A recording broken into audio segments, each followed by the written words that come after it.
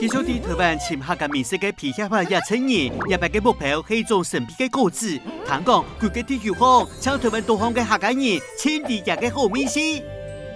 唔就係潛藍鋪子嗬？藍鋪子按奇怪嘅名嘅形容嘅喏，包括佢細細嘅果子，皮下也成年，又會發現那條客家美食嘅太秘密喏。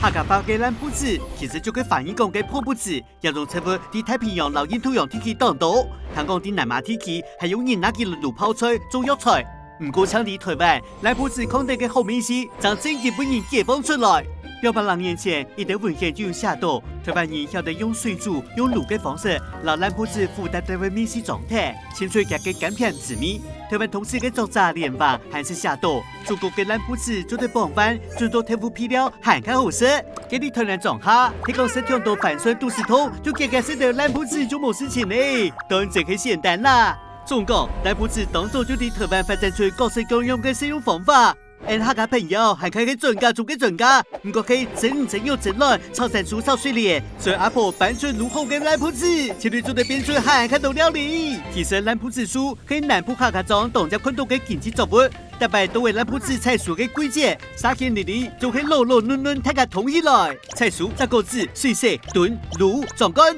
所以複雜的常識，都喺菜蔬當然結結完成。希望有法之力，就會把藍鋪子變硬變糊，腐唔出嚟。等一下，既然國家地球有按道為做都種嘅出藍鋪子，做乜嘅搶台灣嘅客家人，而清明古嘅做出家嘅好美食呢？一當有可能係異味，都記咧，就很簡單。其實藍鋪子喺南部嘅閩南高速一條地區，還有個片名做對面糊，也就係講看到一種食物，你嘅面色就會變得糊糊。有條語言學家認為，對面糊嘅由來係因為喺當今資源嘅早期社會地位，強工人搶出嚟老藍鋪子製作食材，但傳是一條果子，又會唔面有面結，面色糊糊呢？按你看來，藍鋪子會本人做來食，原本可能就係一種求生存嘅手段，也因此客家人才有機會喺台灣持續產出藍鋪子嘅好美食，發展出各種嘅料理方法。日本人出生喺閩南地區嘅水蓮，喺台灣當屬到分野，他們學當地客家朋友嘅料理方法，用藍鋪子來撈水蓮甜味，對膚色都甘甜。對面糊其實唔係象徵福建人嘅記憶，而係做得搭配各種料理，可以蹦出新滋味嘅超強食材呀。